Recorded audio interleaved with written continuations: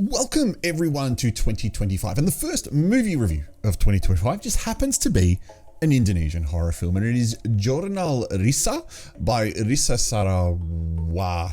Saraswati. Now this is based on a famous YouTube channel in Indonesia called Jurnal Risa, run by a woman called Risa Saraswati, who is a government employee but apparently can also see ghosts, and so can her most of her family, according to this movie. Now, I don't know anything about this particular character, but she's very popular. 7 million subscribers on YouTube, so she's very popular in what she does, and she has a lot of videos, a lot of long videos, where apparently she sees ghosts, run into ghosts, communicate with ghosts. Take that as you will, whether you believe that kind of stuff or not. This particular movie, and it is a movie, follows a character called Prinsa, that's her name, who in real life appears to be some kind of model or singer, and is in this movie as a woman who gets possessed by a ghost or a spirit. And what they need to do then is to figure out how to exorcise her on this spirit out of her. Now, the movie's presented in kind of a semi-found footage, or mockumentary, I should say. It's a mockumentary style. It's a semi-mockumentary, semi-cinema style. So there's always an emphasis on filming things, and you can hear the characters in the background saying, oh, make sure you film it, make sure you film it. Now, that could be the first irritation with this movie, whether you actually enjoy movies that constantly do that. The cast of the movie seems to be made up of the real characters from the Jurnal Risa YouTube series, and the main lady herself is in the movie. Now, this is also part of the disappointment, is that she's in half of the movie. And then towards the middle half of the movie, she gets called back to her home to look after her family, something like that. And then she disappears for the second half of the movie, and it's just about Prinsa going to this village with a couple of other members of the Jurnal Risa team who go perform this exorcism in this village. And I have this issue with Indonesian horror films is possessions. They always look really weird. It's like all of a sudden,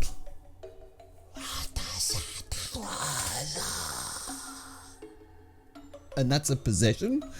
And look, I don't know. Never been possessed before, so I'm not sure how we would react like that. But I just always find that when Indonesians do possessions, I kind of automatically go, not too sure I'm buying into this. And there is, with the film, the buy-in factor.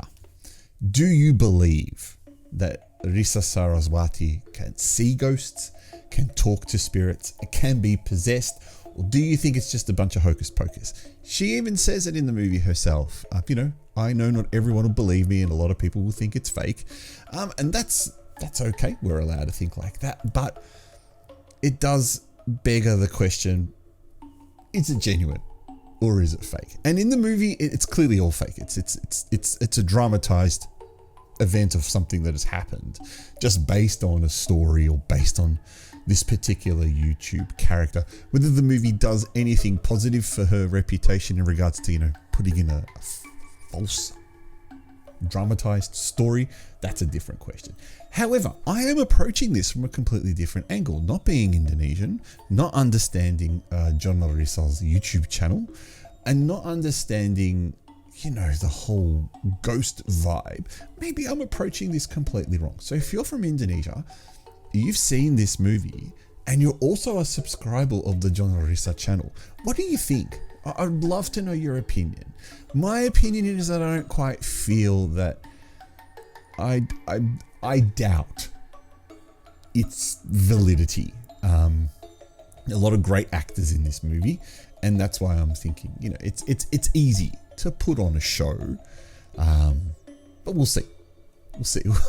I'm curious to know what you think. Look, using the ghost rating, which stands for great horror or stupid trash, unfortunately, I think give this 2 ghosts. And my buy-in factor with this movie is based on the fact of whether I believe what's going on or not, and I just couldn't. couldn't get into the possession side of it. I couldn't get into the story side of it. I felt like that once they made it to the village towards the end of the film, they caused more damage than positive signs, and that kind of went against what I felt was the whole vibe of the Giornalista YouTube series. I thought they were there to help people, but then again, like I said, I don't know much about it, but I'm keen to know what you think. And if you've seen the movie, it's got a very middling rating, so it looks like my score probably hits about the average for this movie. But as always, what did you think of it? I am the Artie Dance. Thank you so much for tuning in. I would like to know your opinion. If you're new here, consider subscribing for the new year. 2025 should be a banger of a year. And otherwise, I will catch you next time.